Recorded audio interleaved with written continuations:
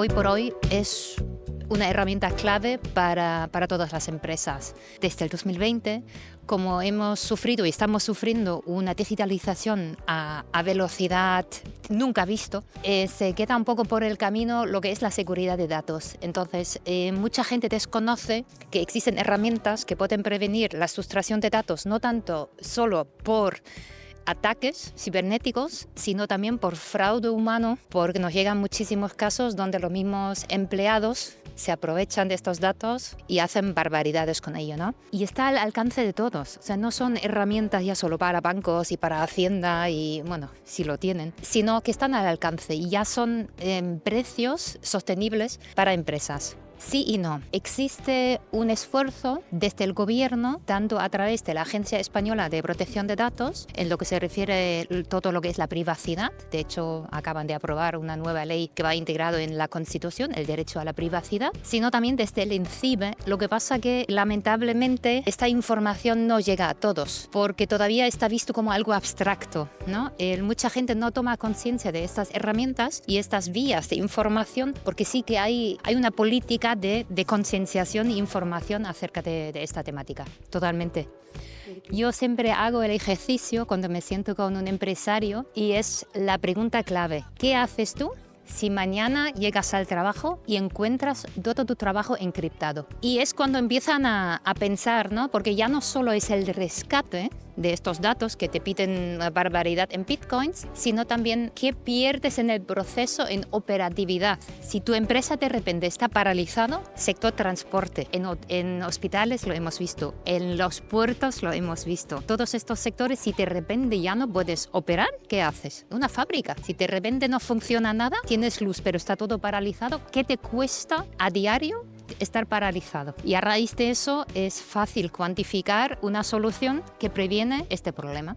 Sobre todo la formación del equipo, porque hay muchísimo desconocimiento. La integración es bastante sencillo, porque claro, tenemos los técnicos a distancia, todo a remoto se puede hacer. Es más la formación y el concienciar toda la plantilla qué es lo que tienen que hacer y cómo lo tienen que hacer y por qué es tan importante. La forma idónea es que hubiera una persona, el informático o alguien que tenga un mínimo de conocimientos tecnológicos, porque nos puede acompañar mucho en el proceso y sobre todo entiende internamente qué es lo que hay que hacer, porque muchas veces los CEOs son los directivos, pero tecnológicamente no tienen estos conocimientos y de verdad que se nos complica un poco en el sentido de enseñarles, pero bueno, que no es imposible, sino que es un reto más dentro de una empresa. Una vez que tenemos esta figura, se identifican todas las vulnerabilidades y muchas veces son solamente los ordenadores principales que hay que proteger, la contabilidad y dónde está la operatividad real de la empresa, ¿no? Donde pasan los datos, el ser humano. Así tal cual. El error humano es el mayor problema aquí. Entonces, nuestro lema es enseñamos a proteger los datos, porque es una curva de aprendizaje tanto en la privacidad como en la ciberseguridad, que al final las dos cosas van de la mano, porque una vez que tienes un problema de ciberseguridad, si no tienes bien amarrado la privacidad, la multa te puede cerrar el negocio.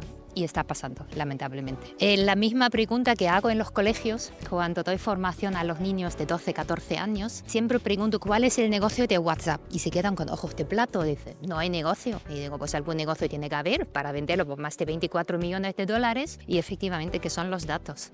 Instalamos apps gratuitos, mandamos información a través de aplicaciones de mensajería, nos metemos en Google aceptando todos los cookies. Estamos dando tanta información al mundo digital que no nos hemos preocupado hasta aquí para ahora preocuparnos. Nuestra huella digital es enorme, enorme, enorme. Y Big Data es el futuro. Por lo tanto, ¿podemos minimizarlo y llevar cuidado a partir de ahora? Sí, pero nadie ha inventado nada nuevo. Es exactamente la misma. Participo en muchas charlas sobre la IA porque ese tema me interesa, donde hace mucho hincapié, además, a la hora, por ejemplo, de interpretar textos, documentos, que no se suban textos con datos personales o información confidencial de la empresa, pero también siempre les indico que hay que llevar cuidado quién tiene acceso a estas herramientas, porque volvemos a lo mismo. Pueden haber seres humanos con malas intenciones y otros no. El problema que tenemos con la IA, en cierto modo, es que no se puede rastrear si esta información se va a guardar en un sitio o no, porque matemáticamente es imposible. Hablando con gente que entiende mucho de este tema, valoramos mucho esta situación y aunque tú pagas tu cuota de empresa y dice que no van a guardar nada, no podemos rastrearlo. Podemos fiarnos de su palabra, que es lo único.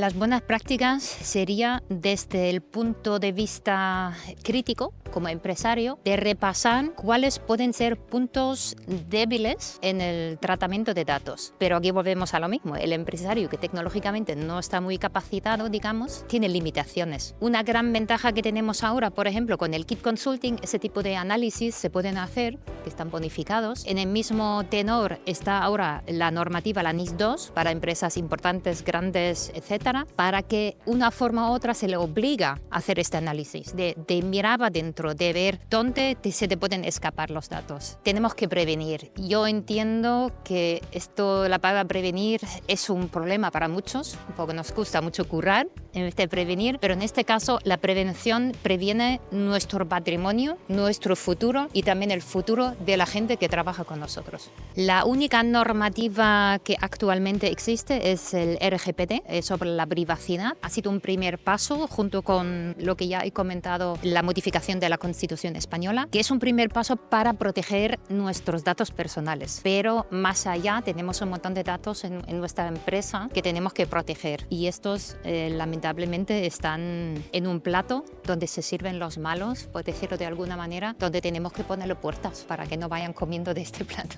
Suspenden y a un nivel extraordinario. A mí me gusta entrar en empresas vírgenes en la protección de datos en todos los sentidos, porque es un viaje bonito con ellos, ¿no? De acompañarles, de ayudarles en todos estos procesos. Al final también salen otras heridas, digamos, que se van paliando sobre la marcha junto con compañeros que van de nuestra mano. Y es muy bonito aportar nuestro granito de arena para que estas empresas funcionen, que puedan sostenerse en el tiempo y que no tengan que cerrar por una puerta abierta en algún sitio donde dejan entrar a los malos.